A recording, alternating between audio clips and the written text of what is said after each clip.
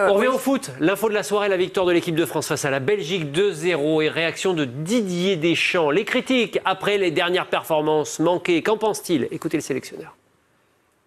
Les critiques, ça fait partie de la vie de footballeur, d'entraîneur, de sélectionneur. Il y a de la place pour tout. Je dis pas lui il a tort, lui il a raison. Voilà. C'est comme ça. Donc je pars du principe que voilà, c'est à moi de fixer des objectifs, certaines orientations, et je suis pas têtu et obtus. Je fais en sorte, parce que j'estime que c'est le moment, même si ça va certainement à l'encontre de résultats. Voilà. Oui, l'équipe de France, c'est pas elle rentre sur le terrain et gagne 3-0 de tous les matchs. Après, certainement aussi, entre avoir des joueurs qui ont un potentiel et puis les mettre, ça y est, oh, calme. Il y a des étapes à franchir. Et évidemment, ils font voir de bonnes choses. Mais ça demande confirmation. Vous remplacez pas comme ça en claquant des doigts des joueurs qui ont 50 sélections. Alors, qui vise-t-il? Tiens, vous remplacez pas comme ça. Sans doute Giroud, ceux qui ont arrêté précédemment, mais peut-être aussi un petit peu Griezmann ou d'autres. On sent que Didier Deschamps veut tourner la page. Après, bon. Qui a 50 sélections, là, en ce moment? Griezmann, beaucoup plus. Griezmann, Ah oui. il parlait de ces joueurs qui sont des piliers qui sont difficilement remplaçables parce que les gens aiment le changement, veulent du changement quand les résultats sont un peu moyens, mais il va le faire, mais pas aussi rapidement peut-être que les gens à l'extérieur de l'équipe de France le voudraient. Non, c'est qu'il a la possibilité, de par son choix stratégique, d'évaluer, de prendre le temps d'évaluer tranquillou les gens concernés. Oui. Maintenant, bon, il est toujours dans cette logique de j'avais annoncé des changements, j'en effectue, on reverra en octobre. Oui, mais bon, moi je crois surtout que les gens sont jamais contents. Hein. Non, mais il va pas. Sauf pendant les Jeux Olympiques et paralympiques. Quand c'est la même équipe. N'écartons pas d'un revers de manche le rond. Quand c'est la même équipe, c'est toujours les mêmes. Il va pas condamner. Quand enfin on ouvre trop. Et pourquoi? Et quand on change, ça va pas assez vite. Voilà. Franchement, ce petit côté contestataire et organisateur de manif, on le sait très bien, Nicolas Tauriol. Ça, heureusement, il en faut. Hein. Oui, oh là là, Nicolas, J'allais vous dire qu'avec le Nicolas, je suis avec vous. Je suis débordé sur ma gauche. N'est pas la peine. Merci les abonnés d'avoir été fidèles. Il est là. Pardonnez-moi, Président, mais regardez, on a Didier Deschamps avec Giovanni Castaldi, on y va. Désolé. Il est là. Ça va. Pas de souci. Bonsoir. Bon, ça va. Ouais, c'est Roland, c'est pour ça, mais il vous laisse la parole. Didier, est-ce que ce soir, avec ce succès, il y a une forme de soulagement? Satisfaction. Fierté, soulagement. Quand on perd un match, celui qui suit, c'est mieux de le gagner. Évidemment, ça a été compliqué pour différentes raisons d'ailleurs, et le fait d'avoir perdu le premier match, sans doute que ça a eu un peu d'influence sur notre début de match aussi, où on a eu un peu de fébrilité, quelques pertes de balles, mais pas soulagement. Encore peut-être plus de fierté parce que l'équipe de Belgique, c'est une belle équipe, c'est l'équipe titulaire, et puis parce que de mon côté, voilà, il y avait moins d'automatisme, des joueurs qui n'ont pas une expérience internationale, qui ont un potentiel, mais qui ont besoin de franchir des étapes aussi. Par rapport à vos choix, Didier, en début de rassemblement, vous nous avez dit il y aura de la rotation. Est-ce que la défaite de vendredi, elle a changé des choses dans vos choix sur ce deuxième match? Non. Rien du tout. Rien du tout. C'était tout prévu. Et je voulais annoncer, alors je veux bien qu'on me comprenne pas, qu'on m'écoute pas. Je me suis dit, voilà, le cap, je l'ai fixé. Quand je dis rotation, c'est pas mettre l'équipe entre guillemets titulaire. Et puis après, j'ai fait en sorte de mixer, même si, bon, avec ce qui s'est passé, j'adapte aussi la situation des uns et des autres, comme Bradley qui avait pas joué 90 minutes, j'ai pas pu le faire souffler. Ils peuvent à la limite tous recommencer, mais c'est pas le but. Donc alors sans doute, quand il y a le résultat, évidemment, ça va. Mais je prends, c'est même pas des risques pour moi. C'est le moment. C'est le moment. Entre voir un joueur qui a un potentiel et penser que c'est un international en puissance, ça prend du temps. Ça prend du temps. Voilà, c'est pas. Et si je dois en citer, comme Paul Pogba, son premier match, il prend un carton rouge. On prend, et c'est pas pour le comparer à Manu Koné, mais son début de match, oui, il a l'habitude de prendre un carton tout de suite, donc en étant milieu défensif. Après aussi, avec l'ensemble des joueurs qui étaient là, un système différent, parce que je m'attendais à ça de la Belgique aussi. Ils nous ont embêtés parce que je parlais avec Tedesco, à lui, du côté belge, on lui a reproché de trop nous avoir attendus. Là, ils sont venus nous chercher. Et très bien, 20 minutes, mais après, pour tenir, il s'est passé plus ou moins ce que nous, on a subi contre l'Italie. Dès que vous éliminez la première ligne, après c'est des autoroutes, hein. Donc évidemment il y a de la qualité chez nous pour faire mal, se créer des occasions. Donc voilà, c'était pas tout noir vendredi. Je vais pas sauter au plafond aujourd'hui, non, parce que je savais que ça allait être un stage compliqué pour différentes raisons et les données. Aujourd'hui, voilà, j'ai peu de joueurs qui sont à 100%. On y rajoute les 3 joueurs qui étaient milieu de terrain et qui ont pris de la place et une expérience, plus...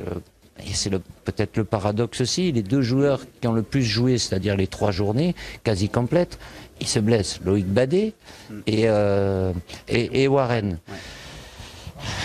Voilà, donc, mais je me plains pas. Les joueurs donnent c'est le groupe, c'est pas ceux qui ont joué vendredi, ils ont tort, et ceux-là, ils ont raison. Et sur le prochain rassemblement, je ferai en sorte, même si j'ai 4 jours entre les 2 matchs. Mais aussi pour nous. Mais oui, parce que voilà, je vous le dis, si on est en phase de qualification, je dirais pas ça. Mais là, je considère, même si c'est les exposer, même si c'est nuire à l'expression collective certainement, à la solidité défensive, comme je l'ai dit, si sur le premier match, je mets les 4 et Mike qui sont habitués, évidemment on aura plus de repères. Et après là, en sachant que c'est très difficile de les remettre, et les autres je les vois pas, j'ai fait ça, on a fait ça. Et ça a plutôt bien marché sur le plan défensif, même très bien pendant la compétition. Je veux avoir d'autres éléments, d'autres réponses avec les joueurs qui sont là. Merci beaucoup Didier, bonne soirée. Plus bavard que vendredi dernier. C'est nouveau, est-ce que vous êtes soulagé nouveau management. Disons que finalement, est-ce que c'est une victoire qui vous soulage avec le complément d'information de Didier Deschamps? Je ne vais pas jouer avec les mots, ni avec les verbes. Soulager, je ne vois pas pourquoi j'emploierais le verbe soulager. Donc non, parce qu'on pouvait être inquiet. Tout simplement, je le remplacerai par rassurer. Mais cette fois-ci, s'est mise dans le bain, a proposé, a envoyé du jeu, des séquences de qualité, qui a été pleine de vie, pleine d'initiatives, avec des nouveaux. C'est exactement ce qu'on attendait. Alors donc, je vous sens franchement convaincu par la performance du soir. Bon. En tout cas, c'était plaisant, c'était qualitatif. Et surtout, je crois que ça donne raison au cap fixé par Didier Deschamps, c'est-à-dire qu'en bon manager intelligent qu'il est, qu'est-ce qu'il est en train de faire, et ça va durer plusieurs mois, puisqu'il a dit que ça sera durant toute cette Ligue des Nations. Il fait bouger les lignes, il aiguise la concurrence, il fait une revue d'effectifs en live. C'est ça le plus important, plus que les résultats. Et je pense qu'il est possible qu'à l'arrivée, ça porte quelques fruits. Samuel, convaincu par la performance du soir ? Oui, ils ont eu 20 minutes très difficiles et je trouve que l'analyse de Didier Deschamps était très, très juste à la mi-temps où il a dit que techniquement ils ont raté beaucoup de choses et ils se sont mis eux-mêmes en difficulté. Ça, c'est une lacune. Ouais. Ça m'a fait un petit peu peur au début techniquement, mais j'ai trouvé comme Philippe qu'il y a eu beaucoup d'enthousiasme, beaucoup d'envie, il y a eu des ratés aussi. Mais ils ont joué, alors je ne vais pas être insultant, contre une fausse bonne équipe belge. Non mais qui a ouvert le jeu, qui a voulu jouer, mais même dans les mauvais moments français, je sentais que cette équipe de France pouvait faire très mal à la Belgique. Ça fait une vraie mauvaise équipe. Oui, même au rugby, vous devez connaître ça. Des équipes qui jouent, mais qui jouent au-delà de ce qu'ils peuvent proposer, qui se pensent un peu meilleurs que ce qu'ils ne sont. Et ils ont pensé pouvoir jouer les Belges sur la faiblesse des Français, parce qu'ils n'avaient pas fait un match contre l'Italie. Mais la France reste, à mon avis, supérieure à cette équipe de Belgique. Et ils lui ont fait mal, pas quand ils le voulaient, mais quand ces Belges se sont mis à jouer. Et après, ils ont baissé pavillon. Au début, ils nous mettent en difficulté par leur pressing, qui démontre les carences techniques dont vous parlez dans notre relance. Mais je suis tout à fait d'accord avec vous, Samuel. Cette équipe belge, franchement, oui, mais alors elle a un côté désespérant. D'ailleurs, on voit en fin de match De Bruyne. Non, attendez. On voit De Bruyne à la fin qui fait des gestes qui n'en peut plus. Cette équipe, elle a mal à son moral. Elle est encore plus malade que l'équipe de France. Non, elle n'est pas malade. Elle a ses limites. Elle est pleine de bons joueurs. Elle a un super effectif. Elle est pleine de qualité. Regardez, l'équipe de départ nous est proposée par Sébastien Putkovnik, Jérémy Pelletier, Jérôme Martin. Non, c'est pas une équipe de peintres que tu bats ce soir, Nicolas. C'est pour ça que je vous dis que cette équipe-là, elle est malade. En tout cas, elle n'y arrive pas.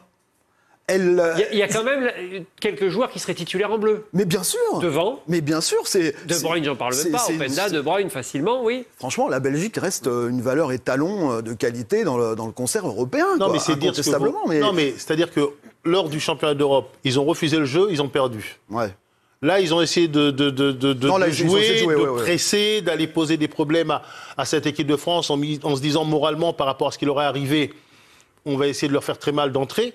Mais ils ont trop de fragilité mentale et de fragilité dans certains secteurs. Et même s'ils ne vont pas le dire, ils vont gonfler les muscles, ils se sentent inférieurs à la France malgré tout. Moi, je pense qu'ils se sentent impuissants, en un mot. Bon, mais ça, c'est à prendre en compte au moment de l'analyse du match. Direction Lyon. Louis Vix, vous avez vécu cette rencontre des tribunes. Louis, c'est intéressant. Participez au débat avec nous. Les Bleus rassurants, d'accord, mais c'était pas ni l'équipe type.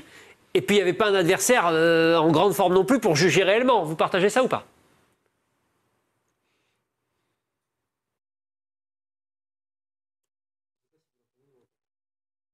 Alors, Louis, je pense que vous partagez. Non, mais je suis pas sûr qu'il partage. Je vous entends pas bien, Louis. On essaie juste de reconnecter le son, de vous retrouver. Et avant 23h et les titres de 23h, Louis, on peut refaire un petit test Il en reste 100. Eh bien, vous savez quoi ? Oui, je peux refaire un petit test en direct. C'est merveilleux les tests en direct. Allez-y. On vous entend bien. Non, je disais que quand on a vu la composition d'équipe, c'est vrai qu'on s'attendait potentiellement à une soirée difficile parce qu'il y avait quand même une forme de pression qui entourait cette rencontre des Bleus. Enchaîner 3 défaites d'affilée, ça n'arrive quand même pas souvent à cette équipe de France depuis l'arrivée de Didier Deschamps il y a plus d'une dizaine d'années. Et puis finalement, on a retrouvé la solidité défensive qu'on connaît tant à cette équipe, avec la charnière qui avait été quand même super performante à l'Euro, avec un bon Lucas Digne qui a retrouvé son côté gauche presque comme s'il ne l'avait jamais quitté, avec un bon Jules Koundé. Et puis surtout, moi, ce que j'ai adoré, c'est le milieu. Alors, il y a eu beaucoup de déchets et des pertes de balles dangereuses dans les 20 premières minutes, mais ensuite je trouve que Manu Koné pour sa première titularisation a fait mal. N'Golo Kanté est monté en puissance, Matteo Guendouzi a été intéressant également par séquence, et cela on ne l'attendait pas parce que c'est des joueurs qui n'ont pas l'habitude d'évoluer ensemble en sélection. Ousmane Dembélé a même réussi à faire une action parfaitement initiée et parfaitement conclue, ce qui est souvent son péché mignon. Donc la soirée elle est réussie, et Didier Deschamps a raison lorsqu'il dit que sa théorie de cette nouvelle Ligue des Nations, c'est de voir un maximum de joueurs, de faire tourner entre les matchs tout en gardant un minimum de résultats. Louis Vix avec Anthony Ravas en direct de Lyon. Vous êtes dans la zone mixte, des réactions à venir derrière vous ? Ça va arriver assez vite, oui, parce que là, vous savez que les joueurs vont rentrer le plus vite possible dans leur club. Donc, a priori, on pourra peut-être en vivre ensemble en direct. Vous nous appelez, Louis, vous êtes à la maison, vous savez. Nico, j'ai une question pour Sam et Philippe de novice. On parle de l'équipe de France contre une petite équipe de Belgique, alors qu'il y a quand même des super bons joueurs, donc il y a a priori peut-être des problèmes dans cette équipe-là. Kanté capitaine, Mbappé ça joue pas, Griezmann c'est pas là, il y a des blessés de temps en temps qui peuvent énormément manquer, c'est qui est pas là. Notamment au milieu de Chouameni, Rabiot. Et on dit que tout s'est super bien passé, alors qu'on sort d'un euro pas bien et on faisait que perdre depuis un petit moment. Ça veut dire qu'il y a un changement de génération, changement de joueur ? Si vous pouvez répondre en 10 secondes, on a le rappel des titres après. Ça veut dire que, contrairement à l'impression pessimiste de vendredi soir, ce soir, on a une impression beaucoup plus optimiste sur la qualité de notre réservoir au global. Il est 23h, on est en direct sur Canal Plus Sport 360 et Info Sport Plus. C'est le late, on en profite. Les Bleus ont gagné 2-0 face à la Belgique en Ligue des Nations. Antoine Judith, avec vous, les autres titres à retenir. Les Bleus, le foot, on y revient. 2-0 face à la Belgique, c'est l'information de la soirée. La Ligue des Nations. Un élément peut nous interpeller. Louis Vix, vous êtes en direct de Lyon. Avant le match, il y a eu beaucoup de sifflets. Il y en a eu pendant le match aussi pour Barcola, par exemple, l'ancien de l'OL. Mais Deschamps lui a été particulièrement sifflé. C'est le signe de l'ambiance qui tourne autour de l'équipe de France actuellement ? Oui, alors en échangeant avec des Lyonnais, on comprend bien que le public ici n'a jamais forcément porté dans son cœur le sélectionneur Didier Deschamps en lui reprochant les non-sélections à répétition, notamment d'Alexandre Lacazette. Il y a eu les anciens Marseillais, Guendouzi, Saliba, encore Jonathan Klaus qui ont été sifflés avant le match. Oui, ça dénote d'une ambiance et d'une atmosphère qui n'est pas forcément à l'avantage du sélectionneur, mais ce qui m'a particulièrement choqué, je ne sais pas si c'était perceptible vraiment à la télé, c'est surtout ce qui s'est passé avec l'entrée en jeu de Bradley Barcola. Il a été conspué par le public lyonnais, mais surtout sur chacune de ses prises de balle, à chaque fois qu'il avait le ballon derrière, il a été sifflé, et d'où mon incompréhension, et je pense qu'il y a des enfants avec leurs parents présents au stade qui ont certainement posé la question, mais pourquoi le public siffle un joueur qui a été formé à Lyon et dont le seul tort a été de rapporter 50 millions d'euros à son club formateur il y a quelques mois, et pour prendre la direction du PSG. Donc en termes de déstabilisation, je suis pas sûr que Bradley Barcola s'attendait à ce point-là à être conspué. L'attitude de Kylian Mbappé n'a pas non plus du tout été du goût du public lyonnais dans son langage corporel, dans sa manière d'appréhender certains ballons et certains espaces. Louis Vix, en direct, Anthony Ravas à Lyon, les réactions dans la zone mixte, avec vous dans le late tout à l'heure pour entendre les joueurs. Et c'est vrai que les sifflets contre Barcola, Philippe, ça sert à rien, enfin, c'est incompréhensible. Bon. Que dire à part que la connerie est évidemment sans limite. Alors on ne s'arrête pas là-dessus. En revanche, restons sur les performances des différents joueurs et les choix surtout de Didier Deschamps, Samuel. Un 11 de départ remodelé. Aujourd'hui, y a-t-il une équipe type qui se dégage en équipe de France quand vous voyez les 11 joueurs alignés ce soir qui ont été bons, ceux qui ont été alignés contre l'Italie qui ont été beaucoup moins bons, et les absents, dont Adrien Rabiot par exemple, qui n'a toujours pas de club? Non, mais comme dirait Philippe, ce qu'on a vu, c'est qu'il y a un réservoir, je le pensais avant, je le pense encore aujourd'hui, il y a un réservoir de 20-25 joueurs de qualité pour prétendre être en équipe de France. Mais aujourd'hui, ce qu'on a vu, c'est que certains leaders doivent être quand même en alerte. Parce que derrière, ça va commencer à pousser. S'ils ne sont pas performants, eux, dans leur prochaine sélection, ceux qui jouent un peu moins vont dire nous, on a été bons sur ce match contre la Belgique. Et ça va forcer Deschamps peut-être à réfléchir autrement. Donc c'est toujours bon de ramener des nouveaux joueurs qui ont envie de s'affirmer comme des titulaires. Ça a réussi pour quelqu'un comme Saliba. Lui, Maignan, il a pris la place d'une façon tout à fait naturelle. Et je pense que des jeunes joueurs comme Koné, un joueur qui revient comme Guendouzi, qui était en dehors du groupe depuis un certain temps, vont poser des problèmes positifs à Deschamps. Mais le cadre dont vous parlez, qui serait peut-être un petit peu plus en danger, mais réellement en danger, sur le moment, ce serait plus Griezmann. Oui. De par ses contre-performances, de par son âge. J'espère qu'il va revenir à son meilleur niveau et retrouver une vraie place dans ce 11. Mbappé, on pense que de par son âge, c'est momentané. Mais pour Griezmann, ça peut être un peu plus... Ça peut être un changement. Oui, mais Mathieu, on ne peut pas changer une équipe comme ça du tout au tout de manière régulière. Par touche, oui, mais... par touche, en tout cas... J'ai mal à croire que l'équipe alignée ce soir va être reconduite régulièrement. Non, mais la préparation à de nouveaux changements ou à de nouvelles titularisations, ou en tout cas à des associations qui permettent des turnovers, ça se prépare. Il a décidé de le faire sur cette compétition.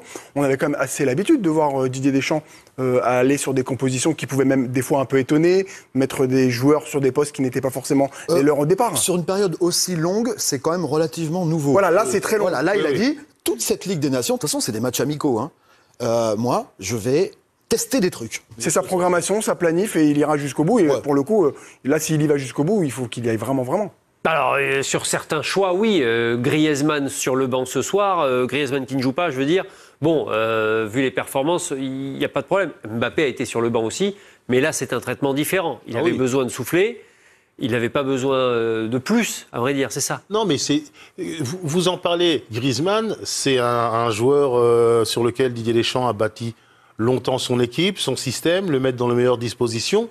Là, on passerait sur un vrai changement. Si Griezmann devait continuer à ne pas jouer, ou peut-être à ne plus être appelé. Mais je suis d'accord avec vous, on ne va pas changer 9 joueurs. Non. Mais ce qu'il y a, c'est changer 2-3 piliers. C'est ça qui peut-être pour donner une autre impulsion à l'équipe. Je ne sais pas si on en est là. Et puis surtout, aiguiser, encore une fois, la concurrence. Oui. C'est fondamental en termes de management, parce que ça concerne tout le monde et ça peut en réveiller certains.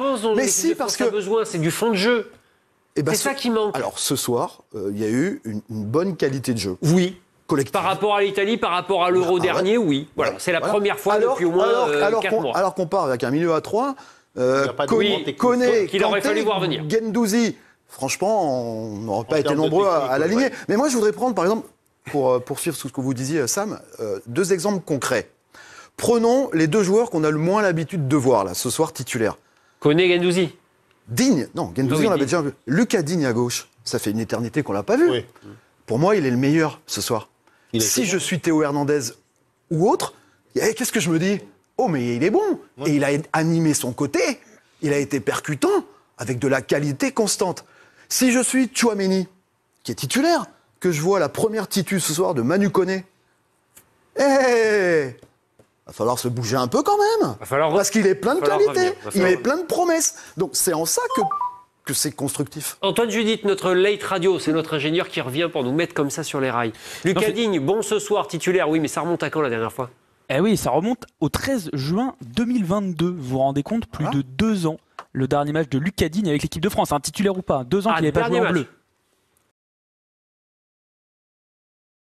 Moi je vous dis, parlez bien, moi c'est tranquille, victoire 2-0 face à la Belgique. Mais en fait, je comprends pas. Les remplaçants sont plus forts que les titulaires. C'est ça en fait. Cette équipe-là a plus de hargne, et plus de talent, plus de conviction que l'équipe face à l'Italie. Pas sélectionner la bonne équipe, c'est ça en fait. Mais moi j'en veux pas à Deschamps, j'en veux aussi à son staff technique. Ou je dirais plutôt son staff médical. Surtout à Guy Stéphane, son adjoint, on sait tous très bien que c'est son aide-soignante. Sauf que dans les médicaments, il s'est trompé. Il s'est trompé dans les doses. Je sais pas ce qu'il a donné à Deschamps. Parce que pour mettre carrément Olysée titulaire à la place de Dembélé, c'est qu'il planait Deschamps, il était même plus avec nous. Il planait. C'est pour ça qu'après, en conférence de presse, il nous donnait des excuses bizarres. L'intensité, l'athlétisme, en manquait de fraîcheur. Des excuses bizarres. Même après les matchs, souvent on est là. Les prises de sang, on les fait aux joueurs, mais il faut les faire aussi aux entraîneurs. Il planait en fait. Comment tu peux mettre Olysée à la place de Dembélé? C'est impossible. C'est impossible. Mais en fait, il s'est fait avoir parce que Olysée parle en anglais. On sait tous Deschamps. C'est un gars de l'ancienne époque. Eux, ils apprenaient pas l'anglais. Donc il a dit un peu lui parler en anglais. Il s'est dit, est-ce que tu sais défendre? Est-ce que tu sais dribbler? Il a dit, you know. Il a pas appris en anglais, il a un peu embrouillé, il l'a mis titulaire. Même Mbappé, en tant que neuf, ne peut plus être titulaire. Mbappé ailier, oui, il peut être titulaire. Mais Mbappé en tant que neuf, il peut pas être titulaire. Parce que Mbappé en tant que neuf, c'est un autre joueur. Mbappé ailier, c'est Kylian Mbappé. Mbappé en neuf, c'est Wilfried Mbappé. Il est lent, il est lourd. Même là, Mbappé contre la Belgique, son meilleur poste, honnêtement, c'était sur le banc. Je suis désolé. Mais pour moi, sa meilleure prestation, c'était sur le banc. Dès qu'il est rentré, le nombre d'occasions qu'il a raté, je suis désolé. C'est pas un neuf. L'équipe a mieux joué sans Mbappé qu'avec Mbappé. Ils vont dire oui, mais tu fais que critiquer Mbappé. Je critique Mbappé en neuf. Parce que Mbappé en ailier, on sait tous ce que ça donne. Mais Mbappé en neuf, ça donne rien du tout. Il donne rien. Il nous prend des occasions, mais il donne rien. Non. Là, on a bien vu. Dembélé sur le côté droit. Mais il est tout le temps titulaire, je suis désolé. Jamais il peut être remplaçant. Parce que Olysée parle pas en anglais, Deschamps il a pris pour un américain. Sauf que Olysée sur le terrain, contre l'Italie, je suis désolé, mais il a parlé chinois. Alors que Dembélé, même contre la Belgique, il est rentré. T'inquiète pas. Il parlait pas. Mais il a fait parler les Belges. Il a fait parler. Il les a même fait parler français. Ah non, il a dit c'est quand il sort. À la 70e, ils n'ont pas dit à la 70e. Il dit à la 70e, il va sortir, on va se reposer. Il aura carrément fait parler français. Il y en a qui luttent pour que les Belges parlent français. Ils utilisent 70 comme nous. Il y en a qui luttent. Lui, il aura fait parler français. Il les a fait transpirer. Dembélé, quand il est là, et quand il n'y a pas Mbappé dans les parages, parce que j'ai l'impression que quand Mbappé il est là, Dembélé il rate tout. Il ne met pas ses buts. Il ne sait plus cadrer. Mais quand Mbappé n'est pas là dans les parages, on voit bien, au PSG, il a déjà marqué. Et là, on va dans l'équipe de France, il met encore un but. Quand Mbappé n'est pas là dans les parages, il est libéré. C'était pas en fait un problème d'adresse ou je sais pas quoi, non. C'est parce qu'il y avait Mbappé qui était là. Et Mbappé, on sait tous très bien, c'est un dictateur. Et Dembélé, pour faire plaisir à Mbappé, pour le laisser briller, j'en suis sûr et certain. Moi, je pense que c'était qu'une hypothèse. Mais maintenant, j'en suis sûr et certain, il faisait exprès de rater. J'en suis sûr, je suis désolé. Il faisait exprès de tirer à gauche ou à droite, ou au-dessus. Il faisait exprès. À l'Euro, il a fait exprès. J'en suis sûr. Parce que comment ça se fait qu'il cadre aujourd'hui? Même sa frappe sans vitamine, que le gardien a repoussé pour Colomani, elle était quand même cadrée. Or qu'à l'époque, il aurait tiré au-dessus. C'est bizarre. C'est bizarre. Même avant de le reprocher de jamais lever la tête, moi je vous le dis, c'est parce qu'il y avait Mbappé qui était là. Parce que là, il lève la tête, il tire, il marque, et Mbappé est sur le terrain. Quand il levait la tête à l'époque, je pense qu'il croisait le regard de Mbappé et il avait peur. Moi je suis désolé, je pense qu'il avait peur. Il avait peur. Il avait peur d'être envoyé. Qu'Mbappé l'envoie au goulag. Donc je pense qu'il ne regardait pas. Colomani aussi, dans ce qu'on veut. Bon, il a fait un match correct. Pas le match de l'année, mais un match correct. Mais il a encore marqué face à la Belgique. À l'Euro, il marque contre eux. Là, il marque encore contre eux. Non mais, en fait, Colomani, à chaque fois qu'il joue contre les Belges, il est obligé de marquer. C'est comme ça. Il a encore un but contré. Bon, il a visé le but, mais encore sur un défenseur et ça rentre. Mais en fait, une fois qu'il joue contre les Belges, ça rentre en fait. Il peut tirer sur n'importe quel défenseur, ça va ricocher sur je sais pas quoi, ça va rentrer. C'est une loi. C'est une loi de la physique. Colomani face à la Belgique, il y a but. C'est une loi de la physique. Le prochain match de Colomani face à la Belgique, je vous le dis, pariez. Mettez Colomani buteur. C'est une loi. C'est comme ça. Parce qu'en fait, Colomani, en France, il ne peut pas marquer. Ça. Donc comme il ne peut pas marquer en France, il faut bien qu'il marque à l'étranger. Ou quand il est en France, par exemple avec le PSG, il ne peut jamais marquer à domicile. Quand il marque, c'est à chaque fois à l'extérieur. Le Havre, le LOSC, c'est à l'extérieur. Il ne peut pas marquer à domicile. C'est comme ça. Colomani, Deschamps a compris comment fonctionnait Colomani. Donc il le fait jouer, il le connaît. C'est pour ça qu'il dit Colo c'est Colo. Deschamps il dit ça, il sait très bien. Il le sait très bien. Il est un joueur à part. Et ensuite, Thuram sur l'aile. Honnêtement, il a mieux joué en tout cas qu'en neuf. Il a mieux joué. J'ai bien aimé comment il défendait. On sent que c'est le fils de son père. C'est ça, t'es un défenseur dans l'âme. Tu viens t'essayer de faire le neuf avec nous. T'es un défenseur, Thuram. Accepte. Là, tu fais un déni. Va voir la psychologue, va voir quelqu'un de compétent, mais accepte. Tu es un défenseur. Tu es fait pour défendre. Tu n'as pas la vitesse pour être un attaquant. Mais en tout cas, je le préfère lui en ailier. Tu vois, un numéro 9 qui essaie de jouer ailier qu'un ailier qui essaie de jouer numéro 9. Il y en a d'autres qui essayent, il n'y arrive pas.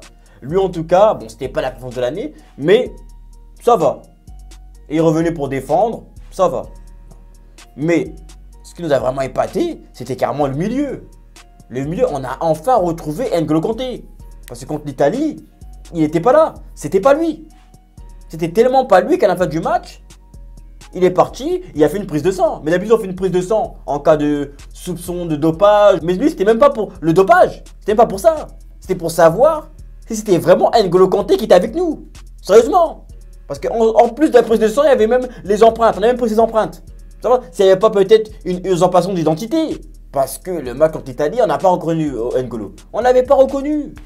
Non. Alors que là, honnêtement, contre la Belgique, on a reconnu N'Golo. C'est lui. C'est lui. Les résultats ne sont pas encore venus. Le labo n'a pas encore donné. Mais on l'a reconnu. On sait que c'est lui. C'est lui. Il est là. Juste qu'il était un peu fatigué. Mais je peux comprendre. Même quand il était à l'école, quand il était plus jeune, il venait, il te prenait ton goûter dans les mains. C'est un mec, il a toujours récupéré les choses. Tout le temps, tout le temps, tout le temps. Il te prenait ton goûter. Les gens en avaient marre. En général, il nous harcèle, N'Golo. Donc qu'est-ce qu'il a fait? Sa mère a fait quoi? Elle l'a mis dans le football. C'est comme ça, tu vas te canaliser. Et N'Golo était là, mais surtout accompagné de Manu Koné. Mais Koné, on ne te connaissait pas, mais on a appris à te connaître. On a appris. Surtout que lui, il commence les matchs très fort. Même quand l'Italie était rentré, carton jaune. Intensité directe. Il commence le match, en fait, il est déjà chaud. Les autres, ils commencent le match, ils sont là, ils sont à froid. Au fur et à mesure, ils deviennent chauds. Lui, il commence le match, il est déjà chaud. C'est comme s'il avait déjà fait 2-3 matchs avant de venir. Il est déjà à 100%. C'est déjà la 5e minute, mais lui dans sa tête il est déjà à la 90e. C'est trop d'intensité pour les adversaires dès le début. Donc même l'arbitre il vient directement, il met un carton jaune, il dit non, t'as trop d'intensité. Dès le début il vient, il est à 100%. C'est limite l'arbitre qui doit le raisonner et ensuite il baisse l'intensité, il baisse. D'habitude les joueurs dès qu'ils reçoivent un carton jaune, là ils se brident. Ils peuvent plus trop tacler, ils peuvent plus trop faire... Lui, non, c'est quand il reçoit un carton jaune qu'il joue mieux.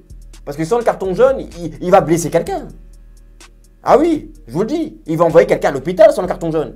Il a besoin du carton jaune pour se réguler et jouer normalement. Sinon, c'est un carton jaune, je vous le dis. Il y en a un qui a terminé à l'hôpital.